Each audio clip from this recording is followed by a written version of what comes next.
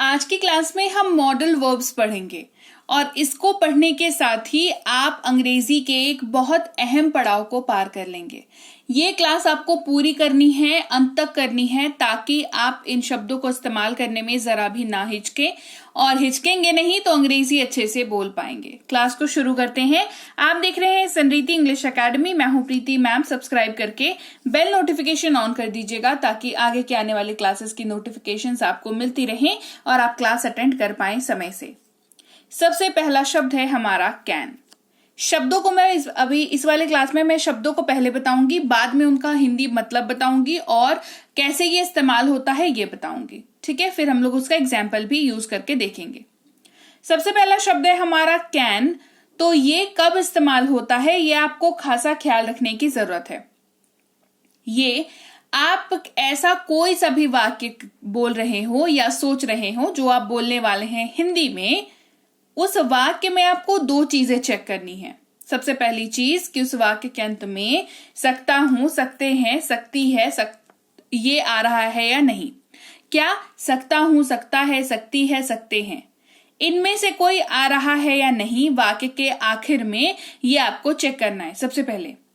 दूसरी चीज ये चेक कर रही है कि पहली चीज अगर ओके है, मतलब ये चीज आ रही है, तो जो अगली चीज आपको चेक करनी है वो ये है कि क्या वो वाक्य कुछ कर पाने की क्षमता के बारे में बात कर रहा है, कुछ कर पाने की एबिलिटी के बारे में बात कर रहा है। वो आपकी भी बात हो सकती है, आप जिसके बारे में बात करने वाले हो उसकी बात भी हो सकती है, लेकिन पॉइंट क्या है कि क्षमता दिखाने वाला वाक्य है या नहीं, ये आपको ध्यान रखना है। अगर ये दोनों क्राइटेरिया हो जाते हैं फुलफिल, तो आपको उस वाक्य के ट्रांसलेशन में कैन की जरूरत पड़ेगी। कैसे यूज करेंगे आप वो देख लीजिए। यहां पर एक क्षमता को दिखाने वाला वाक्य है मैं अंग्रेजी बोल सकता हूं। अब ये क्षमता दिखाने वाला वाक्य कैसे है, क्योंकि अंग्रेजी एक ऐसी भाषा है जो जरूरी नहीं है सभी बोल पाएं। तो ये जो है अगर कोई बोल पाता है तो वो उसकी क्षमता में कंसिडर किया जाता है, उसकी एबिलिटी में, उसकी क्वालिटी में कंसिडर किया जाता है। तो अगर तो ये वाक्य जो है आप बोल रहे हो मैं अंग्रेजी बोल सकता हूं, तो इसका मतलब है कि आप में वो क्षमता है कि आप अंग्रेजी बोल सकते हैं, आपने सीख रखी है, आपको आती है ना। तो हमने यहां पर कैन का यूज करना है। I can speak English, I can speak English. देखो इन हर वाक्यों को, हर शब्दों को ना ध्यानपूर्वक पढ़ना जरूरी है, क्योंकि ये आपके बहुत काम आएंगे। अगला शब्द है हमारा कुड, COULD, कुड। अब ये जो है कैन, जो शब्द अभी जस्ट पढ़ाया, उसका पास्ट फॉर्मेट है, उसका पास्ट फॉर्म है। ये मॉडल वर्ब्स बताया ना, तो प्रेजेंट, पास्ट, फ्यूचर तो होगा ही, तो पास्ट फॉर्म है कैन का कुड। अब इसको इस्तेमाल करने के लिए क्या ध्यान रखना है, आपको सिंपल सा ये ध्यान रखना है कि अगर आप अपने वाक्य के अंत में सका, सकी, सके ये यूज कर रहे हैं, या पाया, पाई, पाए ये यूज कर रहे हैं, तो आपको उस पर्टिकुलर वाक्य के इंग्लिश में कुड का यूज करना पड़ेगा। कुड का इस्तेमाल करते वक्त आपको सिर्फ ये ध्यान रखना है कि कुड उन वाक्यों के साथ इस्तेमाल होता है जो ये बताता है कि कोई काम किया जा सकता था पर नहीं हो पाया, है ना। कैसे यूज करेंगे देखो। मैं समय पर नहीं पहुंच सका, तो अगर घर से समय पर निकलते तो शायद डेस्टिनेशन में समय पर पहुंच जाते, पर हो सकता है लेट निकले हों और जिसकी वजह से समय पर नहीं पहुंच सके, है ना। नहीं पहुंच सका या नहीं पहुंच पाया, तो कुड का यूज करेंगे। I could not reach on time, I could not reach on time. ये पास्ट एबिलिटी को दिखाता है। पास्ट एबिलिटी क्यों? क्योंकि पहुंच पाते तो वो एबिलिटी हो जाती, अब नहीं पहुंच पाए, है ना। अब अगला वाक्य है मे, MAY, मे।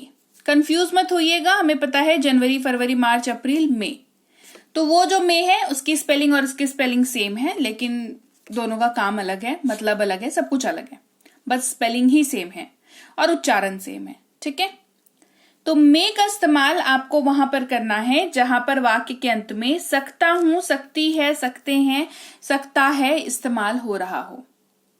अब आप कहेंगे मैम इसके लिए ऑलरेडी एक वर्ड बता तो दिया, कैन। तो मे जो है वो अलग टाइप के वाक्यों में इस्तेमाल होता है, कैन जो है वो अलग टाइप के वाक्यों में इस्तेमाल होता है। तो जानना आपको दोनों पड़ेगा, लेकिन आपको याद रखना है कि किसको कब इस्तेमाल करना है। जैसे अगर मैं मे की बात करूं तो ये ऐसे वाक्यों में इस्तेमाल होता है जिसका क्षमता से दूर दूर तक कोई रिश्ता नहीं है। ये ऐसे वाक्यों में इस्तेमाल होगा जहां पर आप किसी से परमिशन ले रहे हैं, आप किसी को रिक्वेस्ट कर रहे हैं, अनुरोध कर रहे हैं, इजाजत मांग रहे हैं, तो आप मे का इस्तेमाल करेंगे। या संभावना जता रहे हैं तो भी आप मे का इस्तेमाल कर सकते हैं। जैसे मे आई हेल्प यू सर, क्या मैं आपकी मदद कर सकता हूं सर, क्या मैं आपकी मदद कर सकता हूं। तो आप सामने वाले से परमिशन ले रहे हैं उसकी मदद करने से पहले। कहेंगे may I help you sir, may I help you sir. बढ़ते हैं आगे। अगला शब्द है मस्ट, MUST, मस्ट। इसका मतलब होता है अवश्य चाहिए। अब ये कैसे आपकी परिस्थिति को दिखाता है, देखिए आप कोई ऐसी सी बात कर रहे हैं जिस बात के ऊपर आप खुद भी बहुत पक्के हैं, आपका इरादा जो है उस पर्टिकुलर बात को लेकर के बहुत पक्का है। तो हिंदी में तो हमने कह दिया कि तुम्हें अवश्य ये काम करना चाहिए, तुम्हें अवश्य ऐसा सोचना चाहिए, तुम्हें अवश्य वहां पर जाना चाहिए।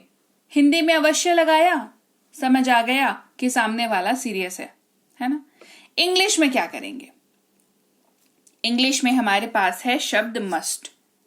तो अगर तो सामने वाले को अंग्रेजी आती होगी तो उसको जैसे ही आप अपने वाक्य में मस्ट वर्ड का यूज करेंगे वो समझ जाएगा कि आप बहुत सीरियस है इस पर्टिकुलर बात को लेकर के।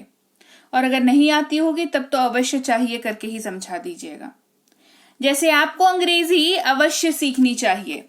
अब ये लाइन एक ऐसी लाइन है जिसके ऊपर मैं बहुत यकीन करती हूं, मैं बहुत यकीन रखती हूं, क्योंकि ये एक ऐसा गुण है जो आप में होना ही चाहिए। तो आपको अंग्रेजी अवश्य सीखनी चाहिए। सो मैं कहूंगी अंग्रेजी में you must learn English, you must learn English. मैं इस लाइन को यू शुड लर्न इंग्लिश भी कह सकती थी, लेकिन अगर मैं शुड का इस्तेमाल करती तो ये वाक्य हल्का हो जाता। लेकिन इसको भारी और मजबूत और इरादे को मजबूत दिखाने के लिए मैंने यहां पर मस्ट का इस्तेमाल किया। इससे आपको ये पता लग जाना चाहिए कि मैं बहुत सीरियस हूं आपको अंग्रेजी सिखाने को लेकर के। इसीलिए यू मस्ट लर्न इंग्लिश। अब देखो शुड मैंने क्यों नहीं यूज किया। शुड का मतलब होता है चाहिए, SHOULD, L साइलेंट रहता है। शुड का मतलब होता है चाहिए। ये ना बहुत हल्का वर्ड है और ये तब इस्तेमाल करना चाहिए जब आप सामने वाले को सुझाव दे रहे हैं कि तुम्हें जल्दी उठना चाहिए, तुम्हें पढ़ाई करनी चाहिए, तुम्हें स्कूल एब्सेंट नहीं करना चाहिए, तुम्हें अपना वजन कम करना चाहिए, तुम्हें खाना टाइम पर खाना चाहिए। ये सारी चीजें जो है वो सुझाव हैं, क्योंकि आपके हाथ में सुझाव देने के अलावा और कुछ भी नहीं है। आपने जो भी सुझाव दिए हैं सामने वाला चाहे तो उस पर अमल करे, ना चाहे तो ना करे। आपकी पहुंच से, आपकी रीच से, आपकी क्षमता से चीजें बाहर है, पर आप सुझाव देना चाहते हैं तो आप शुड का इस्तेमाल कर सकते हैं। जैसे हमें जल्दी जागना चाहिए। मम्मी पापा बचपन से सिखाते हैं ना कि सुबह जल्दी उठा करो, हमें सुबह जल्दी उठना चाहिए।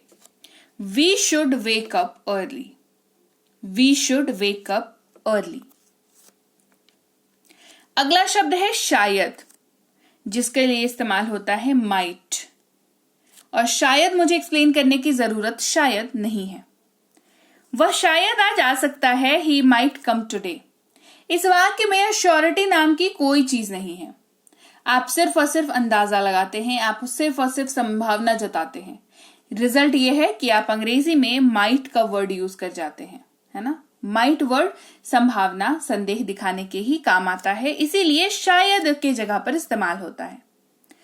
फिर है हमारे पास वुड, WOULD, वुड। ये शायद से थोड़ा सा ऊपर है, क्योंकि इसमें शायद तो लगता है शुरुआत में, लेकिन अंत में गा, गे, गी ये होना चाहिए।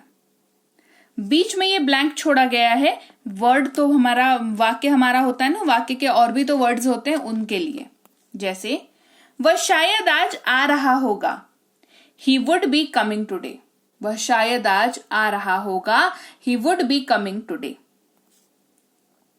फिर हमारे पास है शब्द विल, जिसका सीधा सीधा मतलब होता है ऐसे वाक्यों में इस्तेमाल होना जिस वाक्य के अंत में गा, गे, गी इस्तेमाल हो रहा है। अगर ऐसा है तो अंग्रेजी में विल का इस्तेमाल करें। मैं खाऊंगा, I will eat. Short, sweet, simple word. Future का वर्ड में, फ्यूचर वाले वाक्य में ये इस्तेमाल होता है। फिर हमारे पास नीड, जिसका मतलब होता है जरूरत है। किसी भी चीज की जरूरत को जब आप एक्सप्लेन करते हैं तो आप नीड का इस्तेमाल करते हैं। मुझे खाने की जरूरत है, I need to eat, I need to ईट।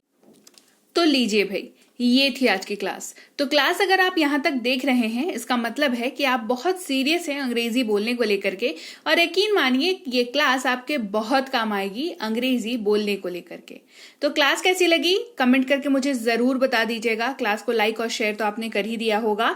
आप देख रहे हैं संरीति इंग्लिश अकेडमी, मैं हूं प्रीति मैम। सब्सक्राइब करके बेल नोटिफिकेशन भी फटाफट से ऑन कर दीजिए। इसके अलावा हमारी जो ऐप है संरीति इंग्लिश अकेडमी, सेम नाम से ऐप है, वहां पर आपको बेसिक से प्रो स्पोकन इंग्लिश का कोर्स, इंग्लिश राइटिंग का कोर्स जिसमें आप अंग्रेजी लिखना सीखते हैं, इंग्लिश ग्रामर का कोर्स, इंग्लिश रीडिंग का कोर्स आपको मिल जाएगा ऐप पर। इसके अलावा अंग्रेजी पढ़ने में अगर दिक्कत आती है, स्पेलिंग्स में दिक्कत आती है, तो ये अंग्रेजी पढ़ने का रामबाण ट्रिक, ये जो किताब है ये अमेजॉन पर अवेलेबल है। आप सिंपली इस बुक का टाइटल यहां से देख करके आप अमेजॉन पे सर्च करके इस बुक को अपने घर पर कैश ऑन डिलीवरी के साथ भी मंगवा सकते हैं। इसके अलावा अगर आपको ई बुक्स की जरूरत है, तो चाहे वो वर्ड मीनिंग की ई बुक हो, टेंसेस की हो, आपके स्पोकन इंग्लिश की हो, ग्रामर की हो, या मिनी स्पोकन इंग्लिश स्ट्रक्चर्स की हो, जो कि क्विक रिवीजन का आपको मौका देती है, क्विक समझने का आपको मौका देती है, ये सारी की सारी ई बुक्स जो है हमारी ऐप पर अवेलेबल है। ऐप में जाकर के आप इनको इजीली वहां पर ले सकते हैं। इसके अलावा हमारी क्लास, हमारी पेड क्लास या किसी भी तरीके की अंग्रेजी को लेकर के समस्या अगर आपको आ रही है, तो इस नंबर पर व्हाट्सएप मैसेज करके आप हमारे साथ संपर्क कर सकते हैं, हमारे ग्रुप में जुड़ सकते हैं। और इस किताब को मंगवाने के लिए भी आप सिंपली इस नंबर पर व्हाट्सएप मैसेज करके भी इस किताब को अपने पास मंगवा सकते हैं। और हमारा ऐप कुछ ऐसा दिखता है गूगल प्ले स्टोर पर, वहां पे आपको यहाँ पर इंस्टॉल कर लेना है आपको अपने मोबाइल पर। इसके अलावा व्हाट्सएप का ग्रुप हमारा जरूर ज्वाइन करके रखें, रोज की फ्री क्लासेस आपको मिल जाती हैं। टेलीग्राम का चैनल हमारा जरूर ज्वाइन करके रखें, वहां पर भी आपको क्लासेस मिल जाती हैं, कुछ इंपॉर्टेंट अनाउंसमेंट होता है वो भी आपको पता चल जाता है, और ऐसे आप जो है अंग्रेजी के संपर्क में बने रहते हैं। तो thank you so much for watching आज की क्लास को। मैं आपसे मिलूंगी आपकी अगली क्लास में। Till then thank you so much for watching. Stay tuned to Sanriti English.